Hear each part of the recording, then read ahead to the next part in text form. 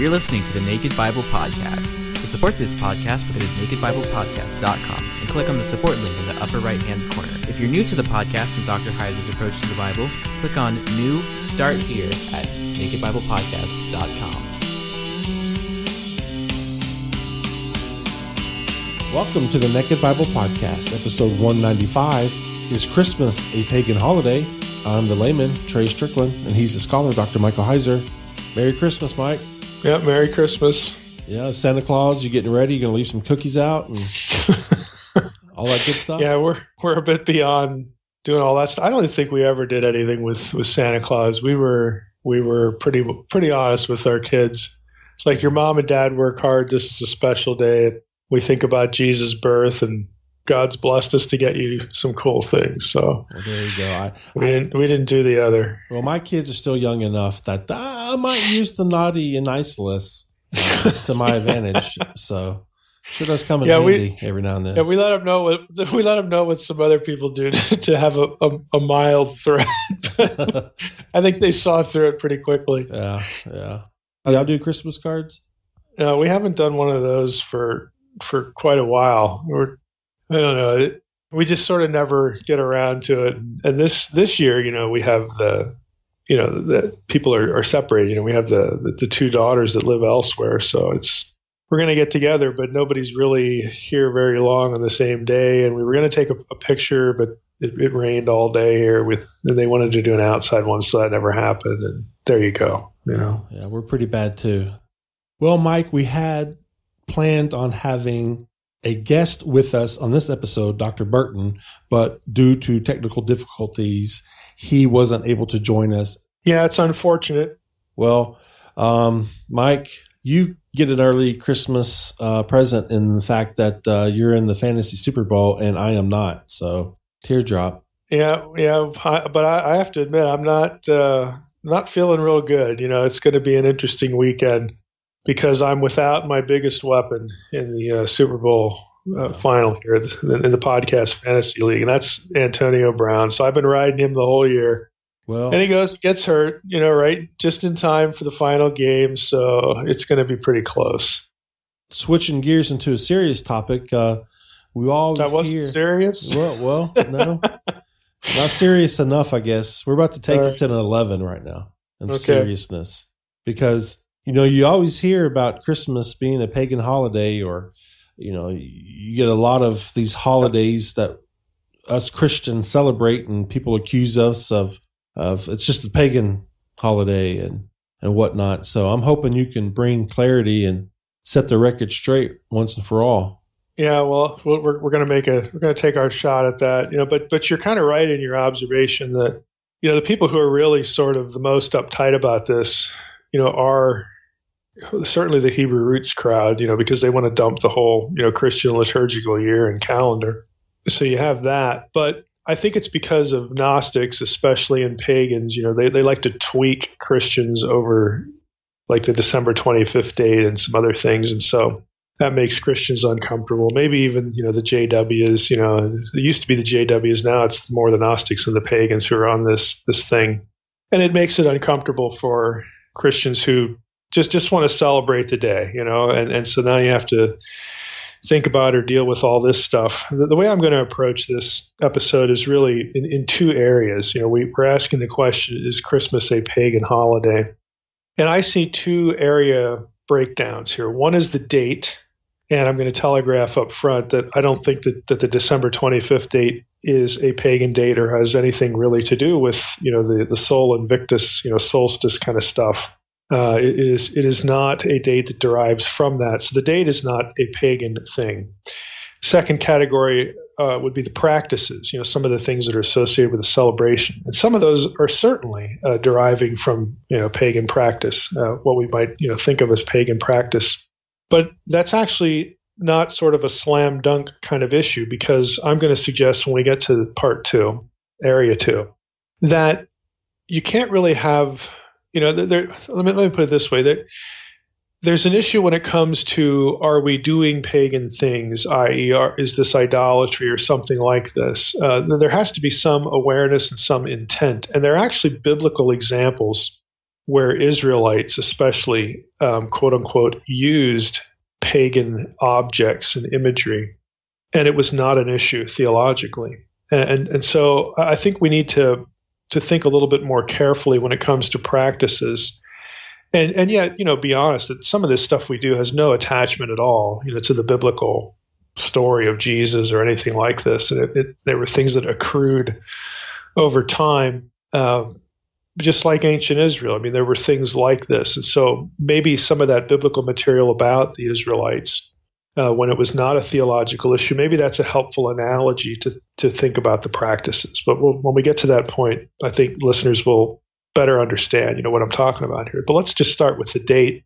The first area here, the argument is that Christians took December 25th from the pagans, specifically the pagan festival of Sol Invictus, or the birth of the unconquered sun.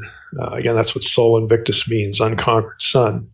That was instituted by the Roman Emperor Aurelian on 25th of December. I mean, that the Christians stole this day from the pagans. So it's an originally pagan day. And so consequently, the celebration of Jesus' birth on December 25th is a pagan celebration, just by definition.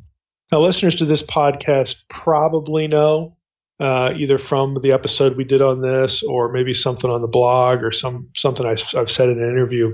I believe that Jesus was born on September 11th in 3 BC. And again, for those who say, well, that's not possible because Herod died in 4 BC, and you got to have a year, or maybe 1 or 2 years between the birth of Jesus and Herod's death, and so 3 BC can't work. Well, you're sorely mistaken. The 4 BC death of Herod is one of those great unexamined certainties in biblical studies. I've blogged about this. I've directed people to peer-reviewed articles. I have 4 of them. I don't know. I think 3 of them, maybe all 4, are in the folder that, if you subscribe to my newsletter, you get access to the folder of articles, things that I can't just post online. But there are serious, deep problems with the 4 BC death date of Herod.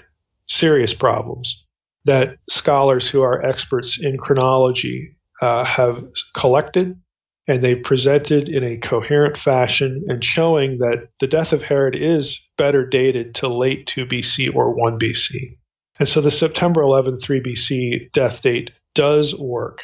The death of Herod is no obstacle to this. And there's a lot that goes into this. If you've read my novel, The Portent, again, this is part of the storyline. I'm actually working on a book about astronomy and its use and abuse in biblical interpretation. So this isn't the last you'll hear from it, but we're going to focus on December 25th here, because that's the date that gets debated, because that's the date that most Christians, not all Christians, in the East, they don't use December 25th. But most Christians that we know of have Christmas on December 25th. And so the argument is that was stolen from the pagans. Now, I've blogged recently on this, directing people to an article from Touchstone magazine that appears online by William, I don't know if you pronounce his name Tighe or Teague. It's Tighe. And the article is entitled Calculating Christmas, the Story Behind December 25th. The author of that article refers readers to where he gets most of his information. That's from Thomas J. Talley's book, The Origins of the Liturgical Year. And that's a Liturgical Press title. It's out of print, but you can still find it used. That's where I got my copy. And Talley's book is an academic, a scholarly presentation of what's behind December 25th. And it is not a pagan day. Okay. So what I'm going to do here in the first part, when we talk about the date, is I'm going to read, I'm going to summarize some of, again, Tighe or Teague's article on Touchstone magazine. We'll have a link to it on the episode page, but I'm going to summarize parts of it, and I'm going to quote parts of it as well. But realize that it's based on Talley's book, his much more detailed scholarly book. And specifically, if you get Talley's book from basically page 85 onward, and specifically page 91 onward, you get a more, again, academic presentation of what we're going to do here. So let's just start in with the web article here. It begins this way, again, just summarizing this and partly reading. he writes, the idea that the date was taken from the pagans goes back to two scholars from the late 17th and early 18th century. And the author, again, Ty or Teague, again, I'm going to try not to keep mentioning how I don't know how his name's pronounced, but the author here names these two scholars. One is Jablonski, who was a German Protestant. The other was a Catholic, Dom Jean Hardouin. And I'm probably butchering that French name as well. He was a Benedictine monk. And their work on December 25th is really what's at the heart. Here we go again with 18th, 19th century scholarship that is at the center of so much of what goes on in internet theology, Christian Middle Earth stuff. Again, folks, we really have learned things since the 18th and 19th century. Surprise, surprise. But a lot of this goes back to the work of these two individuals. Jablonski wanted to show that Christ's birth on December 25th was a paganization of Christianity, that the church just embraced, for whatever reason. He thinks of it as a degeneration of Christianity.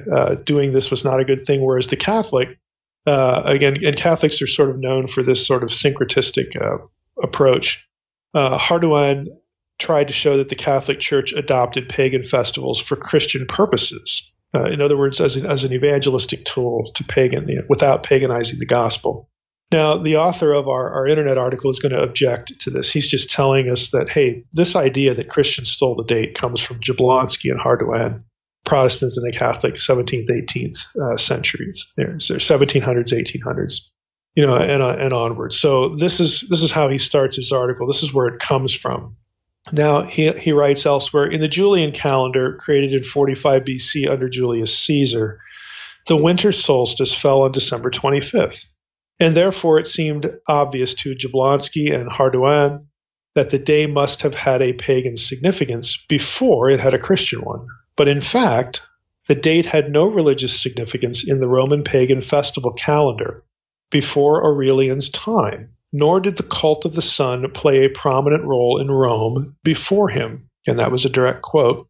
So then he goes and he talks about Aurelian a little bit. There were two temples of the sun in Rome that were actually supposed to be maintained by the clan that Aurelian was part of. But it didn't have a direct December 25th attachment to that cult. Both of those cults of the sun fell into neglect in the 2nd century as a result of some different things going on religiously, specifically connected to Mithraism that became more popular than these cults of the sun. And back to the article, to quote again, he writes, as things actually happened, Aurelian, who ruled from 270 until his assassination in 275, was hostile to Christianity and appears to have promoted the establishment of the festival of the birth of the unconquered sun as a device to unify the various pagan cults of the Roman Empire around a commemoration of the annual rebirth of the sun.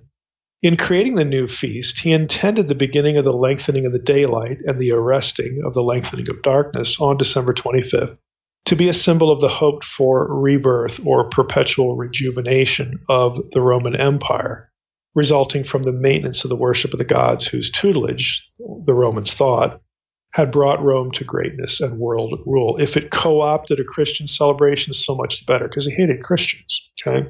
So what the author of our article here is going to argue is that it was actually the other way around, that Aurelian stole the date from Christians, not that Christians stole the date from pagans. And there's a good deal of evidence that that he marshals, that this is indeed the case, that this is not a pagan date. It is a date that pagans stole from Christians and not the other way around, that again you often read on internet theology or in books published by Gnostic publishing societies and whatnot. Again, consider the context for a lot of that stuff. So his position, and again, people will have the link to the article on this. His position is that Aurelian actually stole an important Christian date. Now, the question arises then, is there evidence before Aurelian that December 25th was an important date to Christians? Is there evidence of that? If so, then it would appear that this is in fact what happened, that December 25th before Aurelian was important to Christians, associated with the birth of Jesus, and that the pagans stole it from Christians. So it is not a pagan date, at least it wasn't until the pagans stole it from Christians. Now, is there evidence for that? The key paragraph in the online article, and again, he's getting a lot of this from Talley's book, is this. I'm just going to read straight through it here, because it's just the easiest way to present it. And again, inviting all of you to go up and read the actual article. He writes, "It is true that the first evidence of Christians celebrating December 25th as the date of the Lord's Nativity comes from Rome some years after Aurelian in AD 336. And I'll just break in here. This is what you're going to hear from the pagan sources that want to say that Christians stole the date from pagans. Back to the excerpt here. But there is evidence from both the Greek East and the Latin West that Christians attempted to figure out the date of Christ's birth long before they began to celebrate it liturgically, even in the 2nd, 3rd centuries. The evidence indicates, in fact, that the attribution of the date of December 25th was a byproduct of attempts to determine when to celebrate Jesus' death and resurrection." Now, let me stop there. That's important. What he's saying here is that December 25th, even though Christians didn't have it on the calendar before Aurelian as part of the liturgical year, there was a lot of discussion, and a lot of Christians believed that the birth of the Messiah was on December 25th, long before Aurelian. It just didn't make it into the official holiday, and we're going to find out in a moment why, because there was a dispute over it. There's another date that comes into play here. But the date associating December 25th, what we would call December 25th, with the birth of the Messiah predates Aurelian. And it's a byproduct. The reason that they figured that date out, or again, there's another date that there's a controversy here we'll get to in a moment.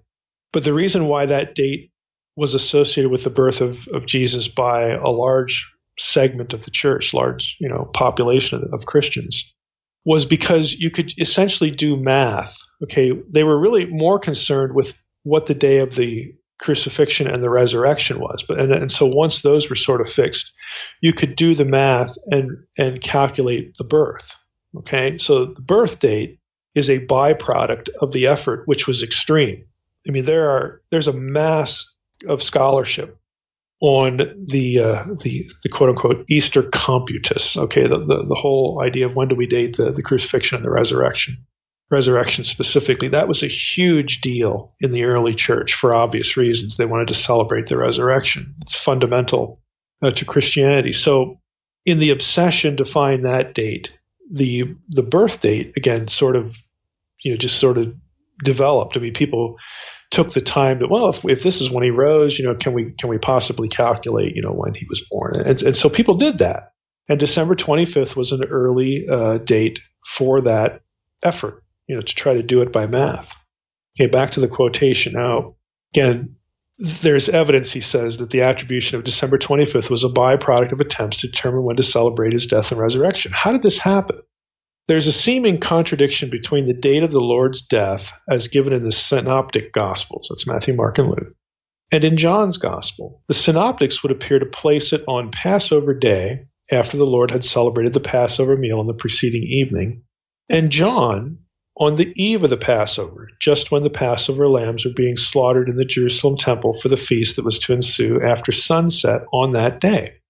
Solving this problem involves answering the question of whether the Lord's Last Supper was a Passover meal or a meal celebrated a day earlier, which he says we cannot enter here, for sure. I mean, like I said, there is just a massive amount of scholarship on this. Back to the quote. Suffice it to say that the early church followed John rather than the Synoptics, and thus believed that Christ's death would have taken place on 14 Nisan, according to the Jewish lunar calendar. Modern scholars agree, by the way, that the death of Christ could have taken place only in AD 30 or 33, as those two are the only years of that time when the eve of Passover could have fallen on a Friday, the possibilities being either April 7th, 7th of April in 30 AD, or the 3rd of April in 33 AD. Okay, end of quote for now. So in other words, what the author of our reference point, our reference article, is suggesting is that the effort to situate the death and resurrection of Jesus in real time would naturally have led to some effort to backdating the birth. But, again, There's more to it than this. So Teague, or Ty, Dr. Ty, continues, however, as the early church was forcibly separated from Judaism, it entered into a world with different calendars and had to devise its own time to celebrate the Lord's Passion, not least so as to be independent of the rabbinic calculations of the date of Passover. Now, this is me breaking in now, and boy, that was another big deal as well, because of the whole lunar calendar, which he's going to describe here. So back to the quote. Since the Jewish calendar was a lunar calendar consisting of 12 months of 30 days each, every few years, a 13th month had to be added by a decree of the Sanhedrin to keep the calendar in synchronization with the equinoxes and the solstices, as well as to prevent the seasons from straying into inappropriate months. Apart from the difficulty Christians would have had in following, or perhaps even being accurately informed about the dating of Passover, because, hey, they weren't Jews, it's a different community. Despite that difficulty that they would have had in following all this, the dating of Passover in any given year, to follow a lunar calendar of their own devising would have set them at odds with both Jews and pagans, Jews and Gentiles, and very likely embroiled them in endless disputes among themselves. Elsewhere, he writes, these difficulties played out in different ways among the Greek Christians in the eastern part of the empire and the Latin Christians in the western part of the empire. Greek Christians seem to have wanted to find a date equivalent to the 14th of Nisan in their own solar calendar.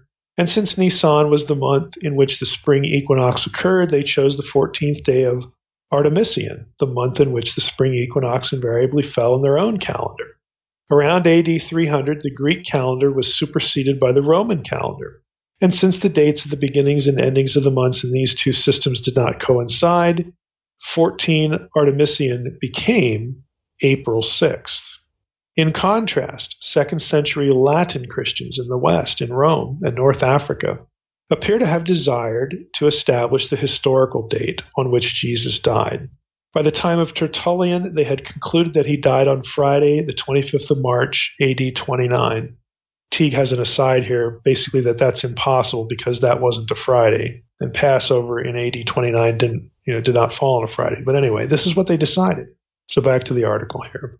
So in the East, we have April 6th, again, for the day of the day associated with the death of Jesus. Okay, we have April 6th in the East. In the West, we have March 25th. At this point, we have to introduce a belief that seems to have been widespread in Judaism at the time of Christ, but which, as it is nowhere taught in the Bible, has completely fallen from the awareness of Christians. The idea is that of the integral age of the great Jewish prophets, the idea that the prophets of Israel died on the same dates as their birth or conception. This notion is a key factor in understanding how some early Christians came to believe that December 25th was Christ's birth. The early Christians applied this idea so that March 25th and April 6th were not the only supposed dates of Christ's death, but also of his conception and birth as well. Now, let me stop here. This is really going to mess things up because they're spending all this time trying to associate the death of Jesus and, of course, the resurrection with the Passover question, and specifically the Last Supper question of the Gospel of John. This is what the fight was about. And so once they have working dates, then there are people who come along with this notion that, hey, maybe these two dates are also the birth and the conception because of this, and let's just call it a myth, that prophets, and Jesus was certainly a prophet, died and were born or conceived on the same day. Again, it was sort of this folklorish, kind of thing. So now we've got even more of a mess. It took us long enough to produce two dates, one in the West, one in the East, for the death of Jesus. And now we've got this other idea creeping in. Now back to the quotation. The assignment of March 25th as the date of Christ's conception prevailed. It won the day. Add 9 months to March 25th, and you get December 25th. Christmas, the birth, December 25th, is a feast of Western Christian origin. Okay, the Latin part of the Roman Empire, the Western part of the Roman Empire.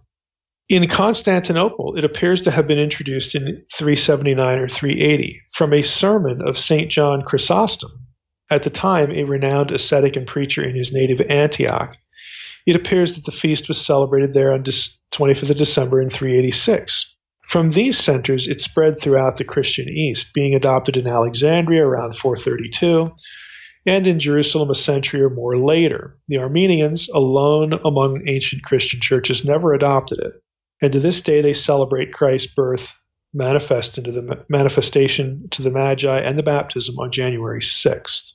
Thus, December 25th as the date of Christ's birth appears to owe nothing to pagan influences upon the practice of the church during or after Constantine's time.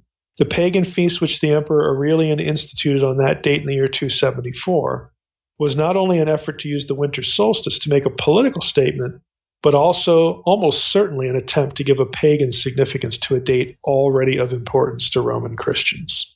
Again, it's math. They were fixated almost from the beginning, first century, with achieving the correct date for the death of the Messiah. And again, going more or less with John's gospel. Again, we're not here to evaluate whether that's right or wrong and whether they had the right dates or not. Again, you all know what I think. I don't think that December 25th has anything to do with the actual birth date of Jesus or any of these other dates. You have to factor in more than math here. And again, a little heads up here to novel readers of mine and again, those who are aware that I'm working on this other book with astronomy. When we talk about Jewish calendar here, we're talking about the calendar used in Jerusalem, Pharisees and Sadducees. That was not the only calendar. And in fact, that was viewed by the Qumran Essenes as being a human corruption. The Essenes actually attribute the Jerusalem calendar, the calendar of all Judaism that we're talking about here, to the Watchers. They think that again, they had their own calendar that was perfect. And so they believe that it came from the mind of God.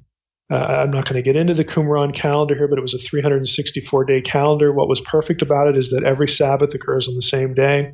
Every Passover occurs on the same day. All the feasts are on the same days in the calendar year. You have all the numbers from 7 to 12 to 24 to 36 to all the numbers at 70. All of these numbers that we see in Scripture having apparent special significance are linked back into what the Qumran folks believed was the perfect mathematical calendar that derived from the laws of nature and the mind of God. You didn't need to invent a 13th month to find the date of Passover. This is actually why they split from the Pharisees and the Sadducees. It was over calendar and liturgy and ritual. They thought that it was human tampering and ultimately, a problem created by the Watchers to adopt this sort of calendrical tinkering method. Okay, I don't want to say too much about that, but again, what we're talking about here is what the early church was wrestling with because they're trying to deal with, what the Jews were doing, what the synoptics are saying, what John is saying, all this kind of stuff. They're trying to come up with a date for the death of Jesus that fit into that calendar. And again, they're doing the best they can. They're trying to situate. They have to make decisions, and they come out with two dates. Again, the one March, the other one in April, and all that. And then you get this idea of oh well, he would have died on the same day he was born. And then let's think about the conception and the birth. And again, there we go. Again, all the stuff that we just read. They're doing that stuff from the very first century onward because of the concern to know when to celebrate the resurrection. The birth stuff is a spin-off. It's derivative from the resurrection discussion. So the date itself would have been known, would have been an article of discussion long before Aurelian. And again, if you want all the academic data for that, don't depend on the internet article. Go to get Talley's book, The Origins of the Liturgical Year, and you're going to get all the nuts and bolts for it. So this notion, again, that December 25th was, there were Christians in the days of Aurelian, looking around like, we need to celebrate the birth. Well, let's steal that pagan date over there. That's just bunk, okay? It was really the other way around. Now, back to another question this raises, and something we've sort of already touched on. Is there ancient evidence that December 25th or now January 6th, since we have to factor in this other date. Again, the calculations that we made to this point. Is there ancient evidence that December 25th or January 6th was considered the birth of Jesus prior to Aurelian in textual terms? Okay. And we know they could have done the math. We know that the topic was a big concern from the very beginning. We know they're noodling this from the first century on. But is there textual data that predates Aurelian, to sort of back up this stuff? Let's take December 25th first. We're going to go back to January 6th. There's the text tradition of Hippolytus, specifically his commentary on Daniel, which Hippolytus lived in AD 170 to 240. So he is before Aurelian, okay? Hippolytus's commentary on Daniel, specifically Daniel 4:23, is one of the earliest witnesses to the December 25th tradition for Christ's birth. Again, he writes this, quote, "For the first advent of our Lord in the flesh, when he was born in Bethlehem, 8 days before the calends of January," which is December 25th. I know it sounds weird, but just go with me here. And if you want all the dates and the details, Talley's book, and you could also look at books on ancient calendar like Beckwith. Start over again. "For the first advent of our Lord in the flesh, when he was born in Bethlehem, 8 days before the calends of January, December 25th, the 4th day of the week, Wednesday, while Augustus was in his 42nd year," that would be 2 or 3 BC, "but from Adam, 5,500 years, so on and so forth." So this quote is situating the advent, the birth of Jesus in Bethlehem, to December 25th, and then they're aligning it with these other things. Augustus's years from Adam, all that kind of stuff. So this is Hippolytus. Hippolytus is, almost a century before Aurelian. So there you go. I mean, you have people discussing it. What about the January 6th date? Now, this is the one used in the Eastern Church. This is from Beckwith's book, Calendar and Chronology, Jewish and Christian. It's Brill title 2001, pages 72 to 74. I'm going to read it because not only do we have evidence for a birth of Jesus associated with December 25th prior to Aurelian, we also have textual evidence for the January 6th one in the Eastern Church. So this tells you that Christians in both parts of the empire have already, pun intended, they've already done the math.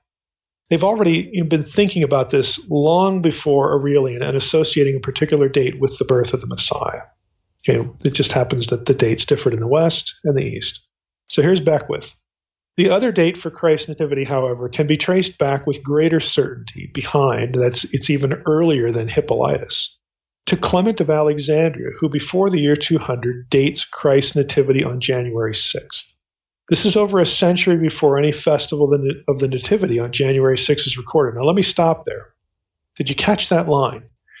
They had fixed the date of the Nativity, the birth of Jesus, a century before they ever bothered celebrating it. The same thing is true with December 25th. If you remember earlier in the episode, I read something from the internet article about pagans like to point to certain dates as the first textual reference to the celebration of Christmas, celebration of December 25, for Christmas. Big whoop. Okay, they knew the math before they ever started celebrating it, and the math is much older than Aurelian. December 25th is not a pagan date. Now, whether they're deliberately or accidentally doing it, the pagan sources or the Gnostic sources that love to do this, or the Hebrew root sources, are confusing the celebration of the event with the calculation of the date. Okay? Those are two different things. The early church, didn't really bother celebrating the birth. They were certainly, fixed on celebrating the resurrection. That was the big day. They didn't really bother celebrating the birth, but they knew, at least they thought they knew, they had calculated, they'd done the work to figure out when the date of the birth was, long before Aurelian. Okay? Let's go back to Beckwith here. This is over, again, the January 6th date. He's talking about the Eastern date now. This is over a century before any festival of the Nativity on January 6th is recorded. Could Clement's dating then be due to a historical tradition that the Nativity took place at that time? Clement's evidence to be found in his Stromata, or Miscellanies, 121, page in lines 140, 144 through 146. Is not without ambiguity, since he quotes a number of opinions about the dates of Christ's birth and crucifixion. Isn't that interesting? There are a number of opinions a century before Aurelian about the birth date of Jesus. They're thinking about it. Okay, December 25th didn't just pop into somebody's head while he was watching the festival of Sol Invictus. Okay, again, this notion is false. So again, back to the quote. Clement comments about the opinions of a number of dates of Christ's birth and crucifixion, commending perhaps ironically the precision of those who propound them. By what method these dates were arrived at, we do not know, but all of them except May 20th could be dates for the Passover, and March 21st is a date for the spring equinox. If the traditional Eastern date of January 6 was known in the Church of Alexandria in the last decade of the 2nd century, that's the 100s, okay? It is as old as any of these speculations and older than any evidence linking the Nativity with the pagan festival on the winter solstice. Moreover, if it was known in Alexandria in the last decade of the 2nd century, it was probably also known there half a century earlier. For in the same passage of Clement, after speaking of dates for the Lord's birth, he says, "And the followers of Basilides hold the day of his baptism as a festival, spending the night before it in readings. And they say that it was the 15th year of Tiberius Caesar, the 15th day of the month Tibi, and some that it was the 11th of the same month. Basilides likewise belonged to Alexandria, where he taught in the 2nd quarter of the 2nd century, and though he was a heretic, he would have known the traditions of the Alexandrian church. Tibi 15 and Tibi 11 correspond in the Julian calendar to January 10th and January 6th. It's the end of the Beckwith quote. Now this, again, seems proof positive for what Teague in our internet article is arguing, and Talley, again, in his more academic work, specifically that early Christians had calculated or surmised the dates for the birth of Jesus prior to Aurelian, and one of those dates was December 25th. This also means that either December 25th or January 6th predate the beginning of what we now know as the Catholic Church.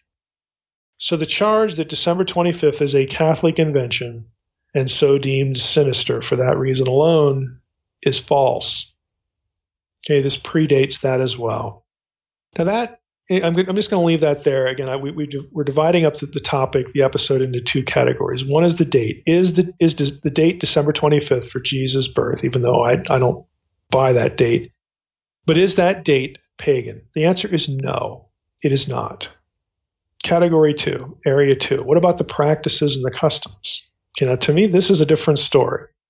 Now, you've got trees, you've got the gift giving, you've got Santa Claus, all this kind of stuff. I mean, none of these has a direct, biblical attachment. There are ways that people have tried to take the Bible and sort of, baptized these things as though they were parts of Christian tradition. But that, again, there's no evidence for that.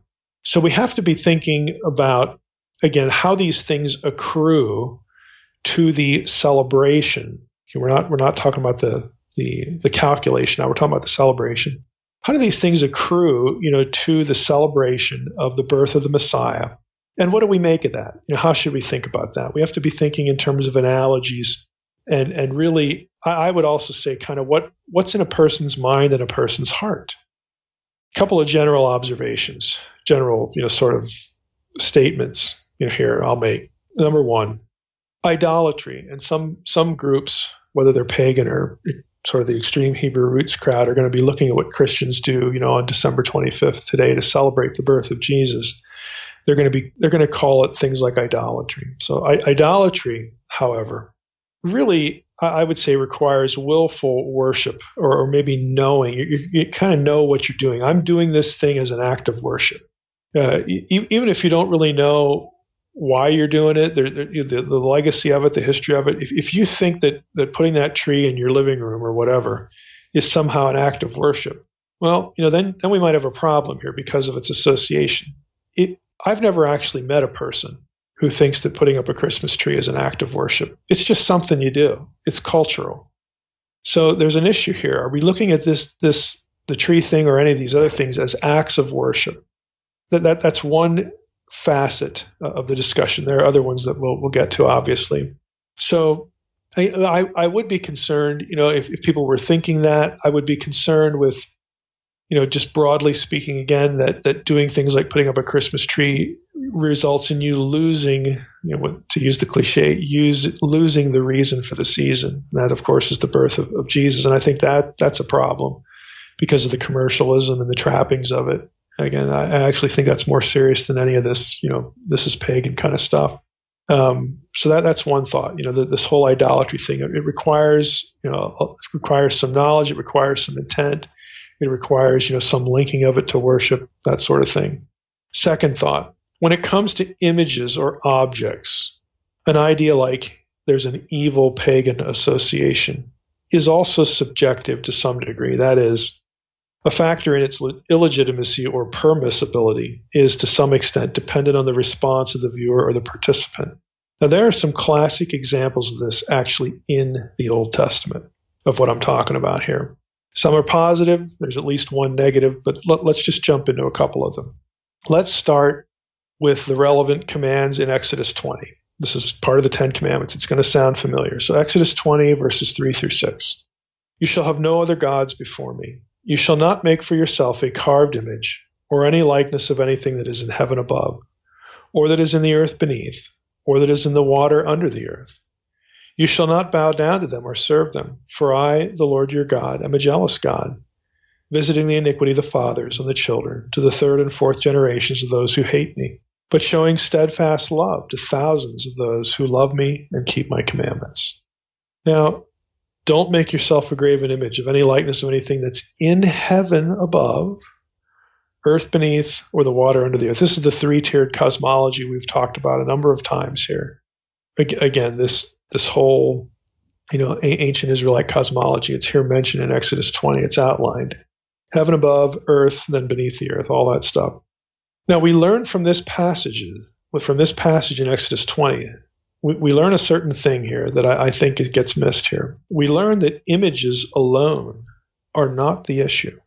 It's bowing down to them. It's offering them worship. That's the problem. How do we know that? Well, because God instructed Moses and Israel to make images of heavenly things and even earthly things for use in the tabernacle and the temple. God told them to do that after issuing this command. Classic example is the cherubim. The cherubim are clearly drawn artistically and even the term etymologically from pagan culture. Conceptually, scholars have argued for the Ark of the Covenant being really, and frankly, it is pretty much the spitting image of an Egyptian palanquin. And then they argue that the cherubim are essentially, Israelite versions of the winged goddesses Isis and Nephthys. If you know what a palanquin is, it's a box. It's like, I hate to say it this way, but it's like the ark. It's a box with a lid. On the sides of it, the two long ends, you'll often find an image of Isis and an image of Nephthys on the other, these two goddesses. They were protective of the content of the ark. And Egyptians would often put, idols of the deity inside the ark, and then they'd carry it around to different locations and do this or that, in festivals and whatnot. So there are some scholars who would say, well, this is kind of obvious. Moses in Egyptian context, makes this box. He's seen this before. I mean, they don't put idols in it, but they put the tablets of stone and Aaron's rod, all that kind of stuff. And it's mobile. You carry it around. It's got the winged cherubim, not on the two sides, but on the top, and they face each other. All this stuff. Well, let's just, for the sake of argument, let's just say that some of that, something there, is relevant to the construction of the ark, because it's kind of hard to argue that has nothing to do with it, to be honest. That there's some sort of cultural linkage with protective divine beings over a sacred presence, because inside the ark was supposed to be the presence of God. When you transported it, that's where the presence was attached to, if we want to use this language. And the cherubim are protective deities, and some would say this is the Egyptian context is very evident here. I would agree with that, but we also have the issue, or in some cases, some would say the problem, that cherubim is not an Egyptian term. Cherubim is an Akkadian term. It comes from Mesopotamia. The caribou. These are divine guardians of sacred presence. It's the same thing. It's just not. We have a Mesopotamian element. We have an Egyptian element. And this, I think, gets us into the authorship of the Torah, the editing of the Torah. We're not going to rabbit trail there.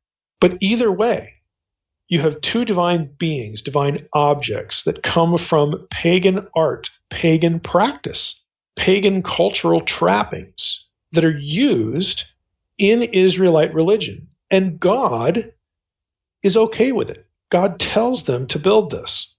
Now, why is this okay in light of the commandments in Exodus 20? Because you don't bow down to the cherubim. You're not bowing down to the object of the ark. You're worshiping in your heart and in your mind the presence, the God of Israel, the trappings, which incidentally, the God of Israel told you to make. Okay, sidebar there. But the trappings are not the issue. Okay, they are not objects of worship. You have not violated. God didn't violate his own command when he told them to make this. When the Israelites, carry this thing around, when they attach significance to it, they're not violating the commands. Why? Because they're not bowing down to the objects. They're not bowing down to the cherubim. They are worshiping in their heart and in their mind the presence associated with this thing, the God of Israel himself. It's a heart, thought, intent issue. Now, again, I think you can sort of see the point here, at least I hope. Is this analogous to things like Christmas trees? Well, in short, the honest answer is that it could be. If someone's thinking of a tree as representing a pagan deity, it would be easy to say, don't use them. I mean, and you could have this situation. I'll grant it. I mean, people in modern times, maybe you have a former pagan. Maybe they read lots of theosophical books or Gnostic books or, whatever, and they just can't help in their heart and in their mind to associate this object with a pagan deity or something, a pagan object. Well, then it's really good for them to not have one in their home. It's really good for them and for other people to have that conversation. Maybe you would want to take down, your Christmas tree or not have one. If somebody who married into your family really has this problem, that's what you do for the weaker brother. This is a principle of Christian liberty that I don't know how this stuff gets lost in this discussion, but it often does. Paul was willing to give up things that were perfectly fine out of deference and love for a weaker brother, someone that just, this was a struggle. He was perfectly willing to not eat meat, to not do X, Y, or Z, to be a help. Now, the flip side of this is you have people who are professional weaker brothers. And I'm using that term deliberately because I've known a lot of these people in life. I've known a lot of them. That they're really not stumbled in their heart. This really isn't something that makes them sort of tremble inside and affects the worship of Jesus in their own hearts. They just don't like something. And so they're making it an issue. That's the professional weaker brother. Oh, what can I be weak at next that I don't like? See, that attitude is different internally than the person who is really troubled. Okay, you're going to have Christians at Corinth that, look, I just can't eat that meat. I just can't do it. Even though Paul said, look, if it's sold in the shambles, go ahead. If it comes right off the altar, don't do that because then you're in fellowship with demons, as 1 Corinthians 10. You're going to have people that I don't care if Paul says it's okay if it's sold in the shambles. That's the King James language for the marketplace. I don't care. I still can't do it. Paul would say, we understand. And knowing you and your testimony, you're not trying to be divisive. You're not trying to present yourself as superior. We know this troubles you, and we're just not going to do it for you because we love you. That's different than just saying, well, you people just aren't as spiritual because you're eating that meat. If you were really spiritual, you wouldn't eat it. That's different. This is a hard issue. Trust me, I have known many professional weaker brothers. And honestly, they need to be called out. This is not an issue on either side of superior spirituality. This is an issue of the heart. This is an issue of humility, of fear and trembling in your own relationship with the Lord. If this really genuinely troubles you, you need to tell your brother who can do this, who isn't troubled, who doesn't have these associations. You need to have that conversation. And that brother should, out of love for you, do what they can to remove the obstacle. But again, typically that isn't the way things function, in church or even in Christian relationships. We want to sort of joust for superior spirituality. And we want to sort of forcibly educate the weak. That is not Paul's attitude. It's not Paul's attitude. Now, what Paul did was he made it known to both groups where he was at. He made it very known because he wrote the 1 Corinthian epistle that, you know what? I can eat the meat. I really can. Doesn't bother me. I'm not worshiping, flunkies here. I can do it, but I want you all to know that I will give it up if it's a genuine help to someone who stumbles. That is the right attitude. He doesn't forcibly educate the weak, okay, and he doesn't endorse the professional weaker brother. Now, back to our topic here. Sorry for the little sermonic rabbit trail. But I think, again, some of this is really analogous, to what, we're looking at here with some of the practices of the celebration of Christmas. Now, admittedly, this might be an unlikely circumstance. What if someone says trees shouldn't be part of Christmas for believers in any regard because they were indeed pagan symbols? Well, the problem with that thinking, again, is the Old Testament. Although it's an awkward analogy, again, you have these objects. Let's just move away from the ark and cherubim. Let's just talk about trees. Trees were well-known symbols of deities and divine encounters across the board in ancient Near Eastern religion. It's not just Israelite stuff. I mean, I've blogged before. Again, go up to my website and search the website for trees, okay?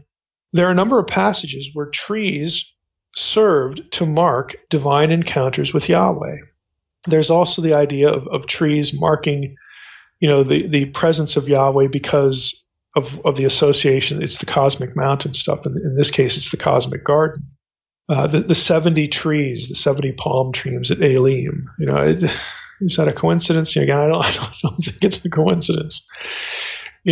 Why? Because trees mark paradise. They mark oases. And in an arid culture, these were wonderful places. Of course, we would associate wonderful places with the places where God would dwell and God would meet with people. This is why they planted trees. It's why they buried, their dead next to, trees. Because this is where the Lord is. We want our dead to be with the Lord. We've talked about these things earlier on the podcast. We've done episodes about sacred trees. I've blogged about sacred trees. The fact of the matter is, Israel was not alone here. There were other cultures, other religions that viewed trees as sacred. It could be a symbol of life, a symbol of paradise, a symbol of where the divine world is, marking divine encounter. That wasn't just Israel. It was, other cultures as well. Now, it also had a negative association when Israelites, would look at not trees like that the Canaanites would use, like if they're talking about the tree of life, okay, we get that. We think your gods are flunkies. We're not worshiping Baal or whatever, but we understand the concept. They would outwardly reject, though, fertility rites that would be associated with groves, Asherah poles, Asherah trees. Again, so there's a bit of a sort of a neutral and then a very negative thing going on here. But the fact of the matter is, just to focus our attention here, trees were sacred across the world, really basically from the beginning of historical time. They just were. And so that includes the Old Testament. It includes patriarchal religion. Patriarchs were not pagans, okay? Abraham was not a pagan. Isaac and Jacob were not pagans. Joshua wasn't a pagan, but nevertheless, you have this association with their divine encounters with, locations that are marked later on by trees. Now, what they also would do is they would erect matzebot. These are stone pillars, okay? They would do this as well. And sometimes, there are instances where the stone pillar was sort of a stand-in for a tree and all that kind of stuff. But again, they would do this. Standing stones are sacred pillars across the board used in pagan religion. You can think of Stonehenge and dolmens and stuff like that for a more modern example, or at least a less ancient example. Across the board, stone pillars were used in pagan religions for religious purposes. But you have the patriarchs doing this. They would build stone pillars, erect stone pillars at places of divine encounter. Jacob in Genesis 28, you have Exodus 24, 4 again, it's okay to have an object mark at a divine encounter. You just don't bow down to it. You just don't bow down to it. In Exodus 24:4, Moses erects 12 standing stones, one for each tribe. Why? Because it commemorates the meeting at Sinai with God. Read the passage. Read Exodus 23. Read Exodus 24. This is why he does it. He's not doing it, I want to slip in a little paganism here. Nobody's going to notice. No, it's not why they do it. It has everything to do with thought and intent and meaning. Okay? There are these passages where Israelites who are faithful worshipers of Yahweh do things with trees. They do things with standing stones, but they don't bow down to the object. They're just there to commemorate something else. Okay, let me say that again. They use standing stones. They use trees to commemorate, or not to bow down to the object, but to commemorate something else. I would suggest to you that it's at least plausible. It should at least be part of the conversation that, you know what, you bring a Christmas tree into your living room. Don't bow down to it, please. I've never known anybody who does or did. Don't bow down to it. Let it commemorate something, i.e., not the great sale we just had at Kohl's, okay? Let it commemorate, do something for your memory to help you think about the birth of the Messiah. Even though there was no tree in the Bethlehem story, okay? It can still bring this to memory. And in my experience, this is what Christians do. I mean, I wasn't raised in a Christian home, so we didn't really think about any of this at all. You know, it was just a cultural thing. But even in our house, you know, it was like, well, you know, hey, it's December 25th, baby Jesus, you know, kind of stuff. Even though my parents were not believers or anything like that, they at least had that cultural, you know, Christian sense. And that's better than saying, hey, we're going to erect this tree now. We're all going to bow down to it. This will be fun. I mean, nobody's doing that. Nobody's doing that, again, that I've ever met in my entire life. I guess you can have somebody do that, and if that somebody comes to Christ, well, then this is going to be a problem for them. And so, again, we need to have that conversation. So I guess it's possible, but it's quite foreign. Again, standing stones and trees were used in patriarchal religion to commemorate theophany, you know, the appearance, divine encounter with Yahweh. And it was okay. It was. Now, in our day, again, we don't associate Christmas trees with anything specifically biblical. So I'll admit again, the analogy is not perfect. But we do learn, again, from biblical usage of pagan symbols or objects, there were at least some of them that were used in limited instances in such a way to commemorate something Yahweh, the true God, had done, but not to represent him. Okay, it wasn't him. We're not making an idol of him. And even when God allowed and commanded certain objects to be made of things in heaven, you know, and on earth, you know, the cherubim, the ark, all that kind of stuff, you don't bow down to them. That was the point of the command. You don't bow down to them. They are not substitutes for God. A tree would not be a substitute for God. It just marked a divine encounter. A memory device, a location device. It was primitive GPS, okay, whatever. It marked a spot where something sacred happened so that it would draw your mind to the presence. This is where Jacob met Yahweh. That would be significant. And because we believe, you know, that hey, sacred trees have something to do with the presence of Yahweh. You know, this tree over here that's been here for a couple hundred years that marks something, or, you know, somebody else had a divine encounter with Yahweh, and we're gonna bury someone that we love right there because we want them to be in the presence of Yahweh. These are simple thoughts. They're permissible thoughts. They're good theological thoughts in the sense that they don't divide someone's loyalty or deflect someone's loyalty away from the true God. This is Old Testament. Okay, it's biblical. You know, nowadays, after the cross, you know, we're not thinking in these terms, obviously. Plus, you know, not only about the cross, but also just, you know, being so many centuries removed. But culturally, these things do get added to the Christmas story in different cultures. And again, I'm saying at least think about what's in a person's heart, what's in a person's mind. And you say, well, that's not good enough. Well, then I guess you would have, you know, really been upset with Jacob or Isaac or Abraham or Joshua. You know, maybe you would be. Now, I would say, though, as well, let's do the flip side of this. Before we conclude that the use of trees should be given no thought, again, I don't want to say that. I'm actually encouraging us to think about it. And think about it, you know, in perhaps I think a workable analogy, not a perfect one, but a reasonably workable one. We ought to recall that other heavenly objects fashioned for the worship of Yahweh were absolutely condemned. Again, the example here is Ezekiel 8. We covered this in our series in Ezekiel. I'm going to read Ezekiel 8, 16 through 18. And he brought me into the inner court of the house of the Lord. Again, this spirit entity, spirit figure, ushering the prophet around. He brought me into the inner court of the house of the Lord. Behold, at the entrance of the temple of the Lord, between the porch and the altar, were about 25 men, with their backs to the temple of the Lord. That's a key line, with their backs to the temple of the Lord. and their faces toward the east, worshiping the sun toward the east. Then he said to me, have you seen this, O son of man? Is it too light a thing for the house of Judah to commit the abominations that they commit here, that they should fill the land with violence and provoke me still further to anger? Behold, they put the branch to their nose. Therefore I will act in wrath. My eye will not spare, nor will I have pity. And though they cry in my ears with a loud voice, I will not hear them. Now again, this thing about their backs to the temple, Greenberg, this is from I just pulled this in from our Ezekiel podcast on this particular chapter. Greenberg's commentary on Ezekiel, he comments about where this is situated, between the porch, between the, trying to look at the ESV, between the porch and the altar. Yeah, it uses the same language here. And he says this, in Joel 2:17, this area is where priests pray to God on a fast day. It appears to have been a special sanctity within the inner court. Mishnah Kalim 1:9 ranks it only less than that of the sanctuary proper, the 8th of 10 degrees of sanctity. That's some rabbinic tradition there.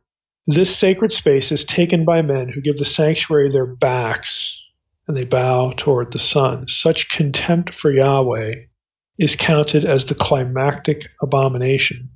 The abomination here is that they turn their backs to the temple, and they worship the sun. Now, the sun is kind of interesting, and we in our episode in Ezekiel, we had some long, quotations from Lipinski's article on Shamash, the sun in Hebrew, in DDD, Dictionary of Deities and Demons in the Bible. And there's a lot of material in the Old Testament about associating Yahweh with the sun in certain, there's a bit in Judges, it's never, how can I say this? Some of the associations were sort of more innocent than others. Some of them are really, cross over into idolatry here. Certainly the Ezekiel 8 instance. Let me just read an excerpt. Let's see here. The horses and the chariots of the sun. This is from Lipinski's DDD article. In 2 Kings 23:11, as well as Ezekiel's vision of the men prostrating themselves before the rising sun, Ezekiel 8:16, are somewhat different. In fact, the horses and chariots were placed at the entrance of the temple of Yahweh, and the men were practicing their cult in the same temple, facing eastwards, towards the gate by which Yahweh, the God of Israel, has entered the sanctuary. So their backs are to the sanctuary, but they're at least pointing to where he enters it. These features indicate that the sun's chariot was Yahweh's vehicle, and that the men seen by the prophet were not sun worshippers per se, but they were devotees of Yahweh, just as the child sacrifice performed in the Valley of Hinnom was intended to honor Yahweh himself. Of course, God is really ticked with this. He's ticked with both. But they think that they're doing something okay, is the point. Now back to Lipinski's article. Josiah had abolished this particular form of Yahweh worship, destroying the horses and the sun's chariot placed at the entrance of the temple in 2 Kings 23:11. Relics of this ritual practice are found perhaps in the blessing of the sun, the Birkat HaChamah, a rabbinic prayer service in which the sun is blessed in thanksgiving for its creation and is being set in motion in the firmament on the fourth day of the world, Genesis 1:16-19. The ceremony is held once every 28 years, so on and so forth. So Lipinski's saying, and even in rabbinic literature, we see a little bit something like this. He writes about, again, this rabbinic ceremony. The blessing starts with Psalm 84:12, where the psalmist states blandly that Yahweh is sun and cover, an antithetic image that suggests the sunlight granted by the Lord and the protection he provides against heat. It contains Psalm 19 that preserves a fragment of an old hymn to the sun. It ends with Isaiah 30:26. The light of the sun shall be sevenfold as the light of the 7 days. Lipinski adds, there can be little doubt that the sun was conceived in biblical times as a vivid symbol of Yahweh's glory. Yahweh's coming is described already in Deuteronomy 33:2 and Habakkuk 3:3 and 4 as the rising of the sun. And his glory comes from the east, according to Isaiah 59:19, Ezekiel 43:2, Ezekiel 44:2, while Isaiah 60, verse 19, announces that Yahweh's glory will replace the sunlight when the new Jerusalem will arise. Again, it's solar symbolism in Israelite thinking. You say, well, what's the point here? The point is that, again, we have Old Testament examples where these, quote unquote, the things that pagans would use or do are okay as long as as long as the God of Israel is being honored and not dissed. He is the one to be worshipped, not the object. And in the Ezekiel 8 passage, we certainly, we see an example of they're turning their backs to where the presence actually is. and they're bowing to the sun, where the presence is not, because the presence has entered the temple. So that is abominable worship. They're bowing to the object instead of bowing to the presence, the thing that the object is supposed to symbolize, or some attribute that the object is supposed to symbolize, like the Lord's glory. They're turning their backs on the Lord's glory in Ezekiel 8. That's why it's abominable. But you still nevertheless have, this, again, things that we would associate, and the Israelites, would associate, with pagan stuff. But the issue very clearly is, who are you worshiping? Who are you worshiping? And again, a lot of this kind of talk from the Old Testament is foreign to us because, we don't necessarily, use objects. If you're not in a liturgical church, you're not even really terribly concerned with, a liturgical calendar through the year. Again, a lot of this stuff is foreign to us. But my whole point in doing this is that there are Old Testament examples, both positive and negative examples, that show us the principle that it isn't the object that matters. What matters is what you're thinking about the object. What matters is, are you worshiping the object instead of the thing it's supposed to remind you of that's worthy of worship? Okay, that's a principle, and you can see it in Scripture. And what I'm suggesting is that maybe we ought to ask ourselves those kind of questions before we criticize a Christian who has a Christmas tree. Okay? Maybe we ought to be thinking a little bit more deeply about it and actually look at scriptural examples of this kind of thing and asking ourselves, well, why is it okay here and not okay there? What's the principle there? Well, I've just told you what the principle was. Maybe we should be reading again the text and thinking about the text in its own context instead of some, theosophical website, or instead of some book that was written in the 19th century specifically to shoot at the Catholic Church. It's just a suggestion. Again, we might want to try to come up with scriptural content that at least helps us to think about these things. And the issue in Scripture, in these instances that we've gone through today, are not the object. It's what is the object of worship? If you're bowing down to the object, if the object is a substitute for God, or in this case Jesus, then you've got a problem. That is a problem. That would be idolatry. But if you're not giving any thought to the object as a thing to be worshipped, or as a stand-in, a substitute for Jesus the Messiah, or the God of Israel, well, that's something different. That's something that the Old Testament itself was fine with. So we have to judge our heart here, not something in our living room or not in our living room. And again, it's not a spirituality contest. But that's sort of what it's become here, again, at least in some respects. Now, there are other questions here. We can actually, go on and on, with a lot of this stuff. But I would say let me just throw this out. I want to throw two more things out here, because there's one I think is really interesting, and the other one is just sort of a random, thought. I'll start with a random thought here. I think for people who just go hard and fast that things like Christmas, trees, Santa Claus, honestly, Santa Claus has a sordid history. And I personally don't really like the Santa Claus thing, because it's very easy for Santa Claus to displace Jesus. Yes, we can say, well, Santa Claus kind of based off this old tradition of St. Nicholas, who gave gifts to poor kids. And it kind of modeled maybe sort of kind of after the wise men who gave gifts to baby Jesus. And you can create these connections, but honestly, it's very easy for Santa to displace Jesus. The reason that we have things, that we're able to give you gifts, is because God has prospered us. God has been faithful to us. We are able to do this for you because God, has blessed us. God has made this possible. And Jesus is the Son of God. He's God in the flesh. It's because of his sacrifice, that we can have a relationship with God.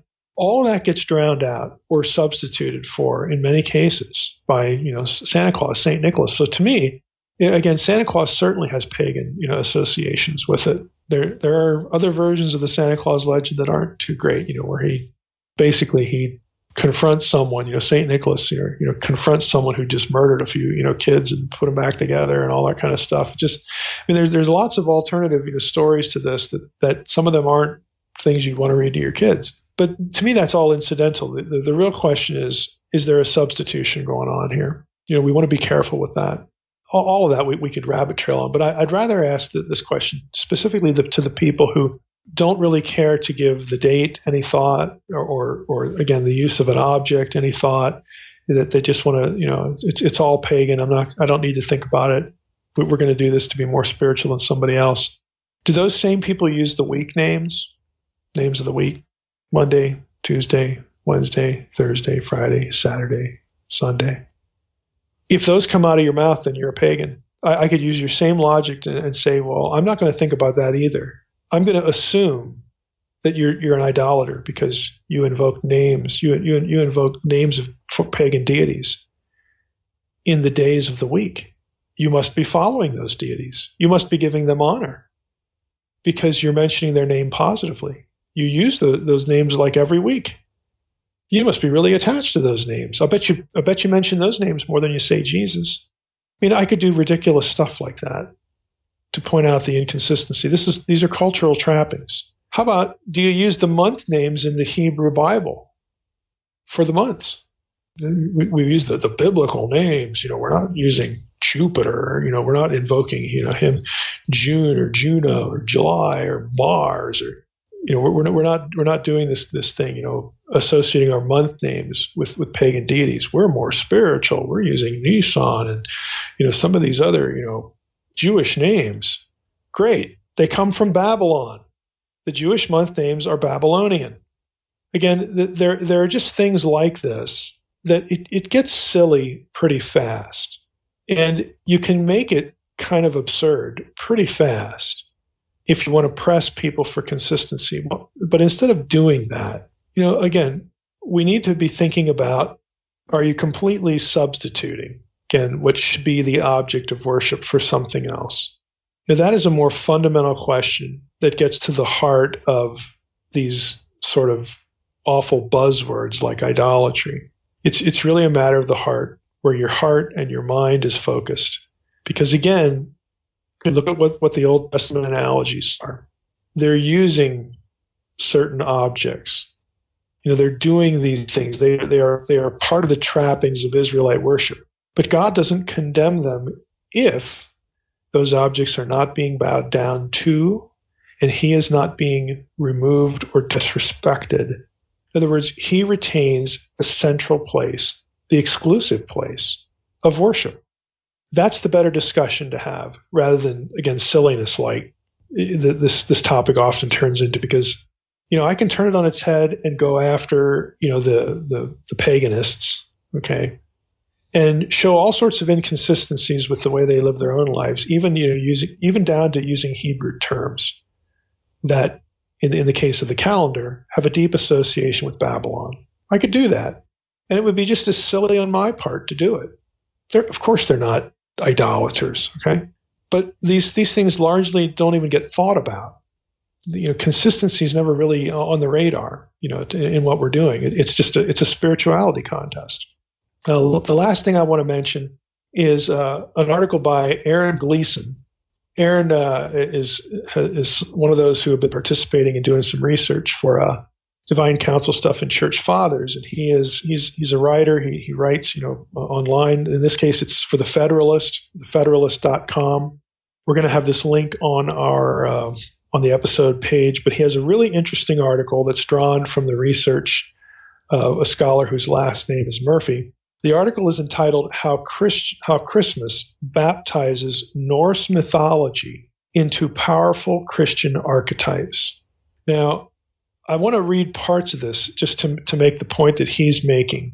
The early church did do syncretistic things. And we, because of books like maybe Hislop, again, that's back to the 19th century stuff, that, again, really isn't thought through very well. We tend to think that the church is doing this not to evangelize the gospel, because people would look at the Catholic Church and say they don't have the gospel anyways, so on and so forth. And again, there's an argument to be made there. I mean, you can win that argument based upon our experience today, of how Catholicism tends to, articulate its own faith, mixing in lots of works and all this kind of stuff. I get that. But in the early centuries, where people were trying to evangelize, pagans. They would do syncretistic things. And sometimes they worked better than others. Let's just put it this way. Sometimes this led to disaster. And again, just a real admixture theologically, doctrinally, of paganism with Christian stuff. Okay. That I'm never going to approve of. And even in this case, I'm not offering an explicit endorsement, but I just think it's really interesting to see how this worked in the minds of pagans in the Scandinavian world. So I'm going to read a few excerpts from this article. And if you've seen the Thor movie, some of this is going to sound familiar, but please don't get distracted by Hollywood because they ruin some of the imagery here. But okay, jumping into Gleason's article here, he says, the Christmas tree is a perfect symbol of Christian theology. This is his argument. It depicts the complete good news of Christ. But to see this, we would need to understand what the tree means and where it comes from. Let's look at the tree's origins, and that begins with Norse mythology. He says Norse mythology centers upon a tree. This is not exactly novel. Trees are sacred in almost every culture and religion to varying degrees. And he talks a little bit about why that's the case. Then he says the tree at the center of Norse mythology is unique. It's called Yggdrasil.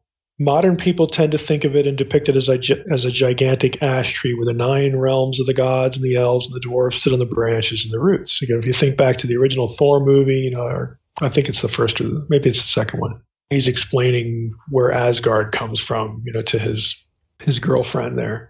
You get a little bit of this imagery. But again, we need to think a little bit better than that as far as what the Norse mythology actually was. Yggdrasil, the tree, was essentially existence itself. The world itself was the tree. By world, Gleason writes, I don't mean Earth. Earth was a realm, again to the Norse, Midgard, or as Tolkien called it, Middle Earth. Our realm of Midgard was small within the world of the cosmic tree. In the middle of all that cosmic tree stuff, all the branches, was the Bifrost, what we call the Milky Way. Again, when they looked up, they're thinking about the cosmic tree in terms of the cosmos. Okay, the sun goes down, the sky is laid bare, and that's how they're thinking of this thing which connects all of the stars. That the life itself, the cosmos. That's what they're thinking about with this tree. In the middle of that runs the Milky Way. That was what they called the Bifrost. Again, back to the Thor movie. Okay. We've discovered this white path through the night sky is actually an arm of our spiral galaxy, and we know that. But to the Norse, the Bifrost was a bridge between Asgard and Midgard. Okay, Asgard, where Thor and Odin live, and Midgard is Earth. Asgard was the home of the Aesir, the greatest Norse gods. Odin, of course, being their chief. Odin's name, Yggdrasil, that term meant the awesome one's gallows. Now, this takes you right into the heart of Norse mythology. And Gleason writes here about Odin. Odin is a strange god by ancient standards. Tolkien's Gandalf is explicitly patterned after him. The only real difference is that Odin carries a spear and is missing an eye. Aside from that, he looks like Gandalf from the top of his gray white-brimmed hat to the bottom of his dirty boots. This visage that could pass for a homeless man disguised the awesome one as he wandered about the earth. In contrast to other ancient gods, Odin benefited humanity both metaphysically and ethically. He was generally not depicted as a god requiring elaborate propitiation. In ethical terms, he modeled the humility and cost of gaining wisdom. This is seen through the story of how he sacrificed his eye to gain wisdom. But even more significant is his search for the runes. Odin is not trying to get wisdom. Okay, so he sacrifices an eye to do this. He's looking for runes. And the Poetic Edda recounts it like this. This is Odin speaking about himself. Now listen to the words. I know that I hung on a windy tree, 9 long nights, wounded with a spear, dedicated to Odin, myself to myself, on that tree of which no man knows, from where its roots run. No bread did they give me, nor drink from a horn. Downwards I peered. I took up the runes, screaming I took them. Then I fell back from there. It's the end of the passage. To us, this seems bizarre and esoteric, but to the Northmen, the finding and the giving of runes to humanity was equivalent to being made in God's image. Odin wins the runes through the sacrifice of himself, and then he gives the runes to humanity. Now, the relevance to Jesus, again, to the Norse was pretty obvious. The Northmen saw the obvious parallels between Jesus on the cross and Odin on the tree. And that tree was Yggdrasil, the awesome one's gallows, place where God was hung. Yggdrasil is the cross. And of course, on the cross is the God who came as a nondescript man. Before they came to know Jesus, the Northmen celebrated a holiday called Yule. They celebrated Yule by honoring their mothers in their culture, with an all-night vigil on December 25th. The mothers were almost certainly the three wise hags known as the Norns, who continually refreshed the cosmic tree Yggdrasil with the waters from the well of Erd. One part of Yule's celebration was to bring evergreen trees into homes and halls. The evergreen tree thus came to symbolize Yggdrasil as much as the ash tree did. In fact, it's a far more appropriate symbol because the evergreen trees were reminders of two things. First, that winter could be defeated, as evergreens do every year. And second, that one day Yggdrasil would defeat Ragnarok, the Norse end of the world. Yggdrasil, who suffers the horrors of Ragnarok but survives the cataclysm. The great tree itself opens at the end, revealing two children who will repopulate the new earth. Because of these beliefs, the Northmen saw in Jesus their own worldview completed. He hung upon the cross like Odin for the sake of humanity. By clinging to the cross, we can all escape God's wrath at Ragnarok.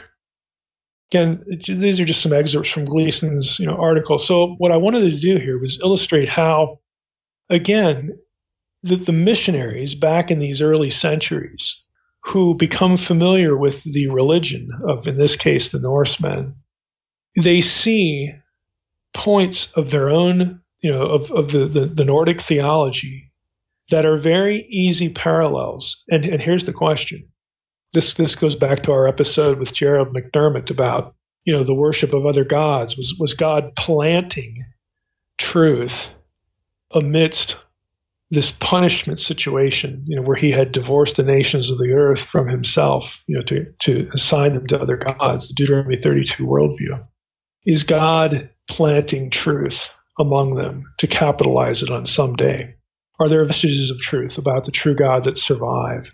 And God is going to capitalize on that someday. Again, that's a discussion the early church fathers had. And this is just another illustration of the same discussion. Are these elements in Nordic religion, are they vestiges of ideas that God knew would mean something to them in a foundational way, really in an evangelistic way sometime in the future? Again, that was a discussion that academics have today. It was a discussion early church missionaries had, early church writers had. It's a discussion that missionaries to the Nordic people had as well. And they saw in these things opportunity to bridge to truth. So they weren't looking for opportunities to take truth and become more pagan. It wasn't always an issue of palatability. In some cases, there were real bridges, there were real analogies to build on here to get people to believe, and specifically to believe that, that thing that you believe about Odin hanging on a tree, well, that actually happened in real time. There was a God-man who actually hung on a tree and died for you. And we're here to tell you that this happened, in Jerusalem, in this place called Jerusalem that you may have never heard of. And centuries ago, we have our message because it was taught to us over the generations from eyewitnesses to this event. And the man was Jesus of Nazareth. He was God, man, and he came to earth, hung on a tree so that you could have salvation from the end of the world. You could have eternal life. So again, I bring up the example, not only because it's really interesting, it's really fascinating, but also to make the point that these things should not be caricatured. It's very easy to construct, again, what we think of and what at the time would have been known as the Catholic Church. It's really it's an easy villain. It's an easy thing to villainize. If you're Protestants, Protestants have done this, for a long time, and evangelicals and whatnot. I have a number of disagreements with Catholic theology where I think it's not biblically based. In other words, it's not text driven. It's sort of theology by analogy, and sometimes the analogies are kind of strange. And I have fundamental disagreements there, but I think it's unwarranted to basically make the Catholic Church the villain for everything we don't like, and use the easy villain, the easy target, to refuse to think about why were some of these things done, and why did some of these things seem to work really effectively? As far as getting people to convert from paganism to Christianity. And we can sit here and we can say, well, that wasn't real Christianity because look at all those wars that started and all this bad stuff. I watched Vikings on HBO or whatever channel it's on, and boy, they were awful. It's just syncretism, it's gobbledygook. And again, you could say that about Luther's Reformation, and it would be unwarranted. Yeah, Luther's Reformation led to lots of wars in Europe, decades of wars, and they were bad. And it was politicized. But foundationally, Luther took people back to a really important truth, salvation by grace through faith, not linked to a specific church or a specific set of works. The point is that we need to be a little more careful in our thinking here. We can't just throw the baby out, with the bathwater, because we could throw just basically practically everything we have in the Christian world is going to be abused. It's going to be manipulated. It's going to be politicized. This is why on Naked Bible, we try to get people to go back to the text. I'm not concerned with trying to separate the wheat from the chaff in modern Christendom or even ancient Christendom. We want to go back to the text. And the Nordic stuff here is just an illustration of, maybe everything didn't have a bad motive. Maybe it's just a little, it's too much of a reflex to just say, well, having a tree, that's just all pagan. And the people who did this wanted to become more pagan. They certainly didn't want to try to really be fostering truth and actually telling people about Jesus. Well, that's not true. It's a mixed bag. Okay, it's a mixed bag.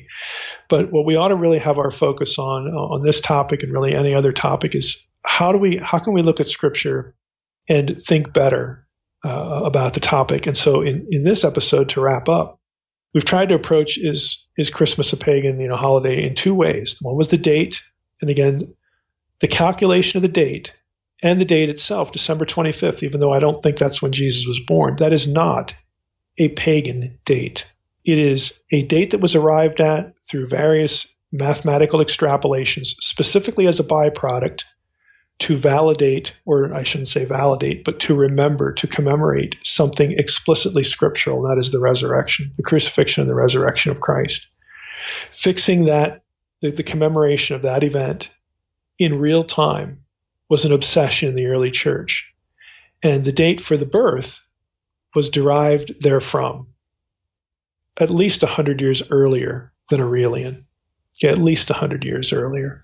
So the date is not pagan. The practices, again, I think this is an issue of Christian liberty. This ought to be an issue of conscience and not a spirituality contest. Those are two entirely different things.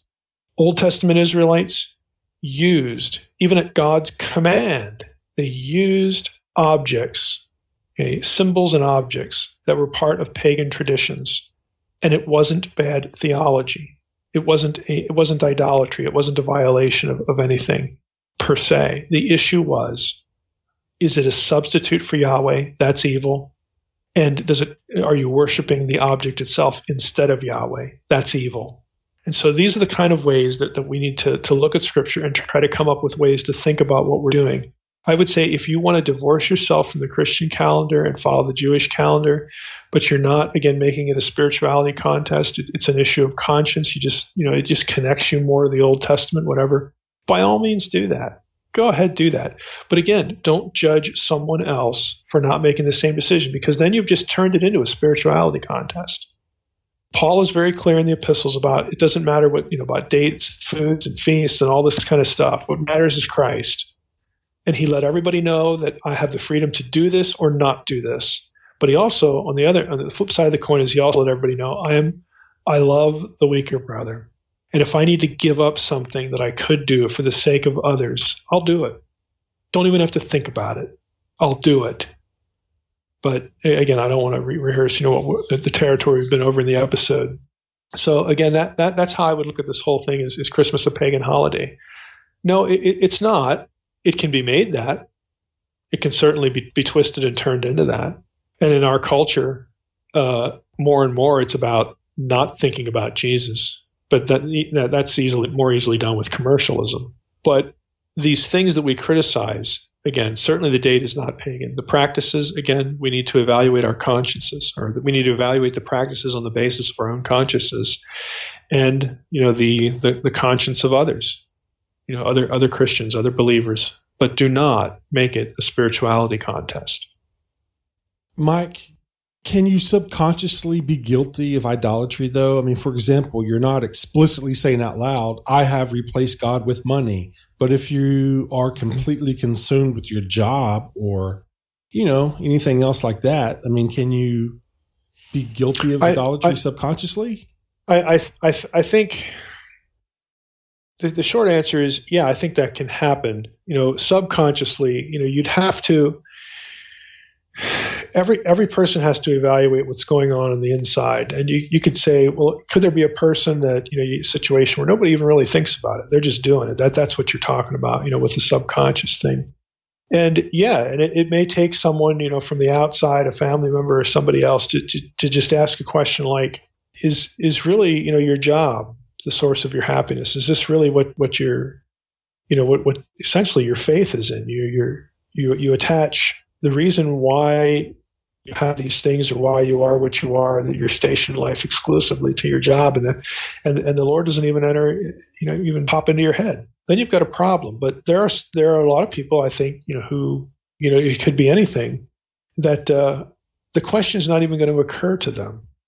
And so this is why I think we need to be, immersed in Scripture. We need to be having conversations, with other believers to at least, help us to think thoughts that we can use to, evaluate our own hearts and things like that. But I'm all in favor of that. That's community. Again, it's trying to attach, our beliefs and how we think to Scripture. That's what we should be doing.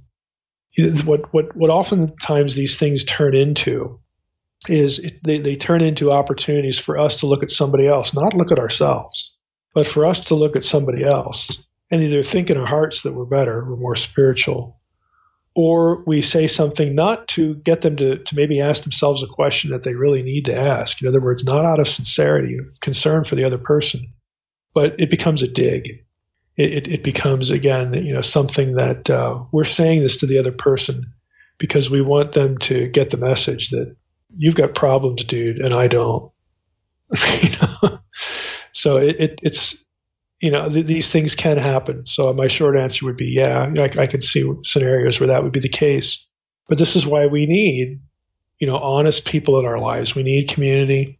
We need, again, to be conscious every day of trying to, live life in light of Scripture, in light of the Lord, in light of who He is, what He's done, and all those things that we might talk about on Sunday. We need to be thinking about Him every day. All right, Mike. Well, that's going to be another good Christmas special, and I'm glad to know that my Christmas tree and wreath and everything else isn't going to get me in trouble. So just don't bow down to them. Okay. There you go. All right, Mike. Don't assign any spiritual importance to them. Let them just be a reminder. Absolutely. Well, there you have it. All right. Well, we want to wish everybody a Merry Christmas this year, and I want to thank everybody for listening to the Naked Bible Podcast. God bless. Thanks for listening to the Naked Bible Podcast. To support this podcast, visit www.nakedbibleblog.com. To learn more about Dr. Heiser's other websites and blogs, go to www.drmsh.com.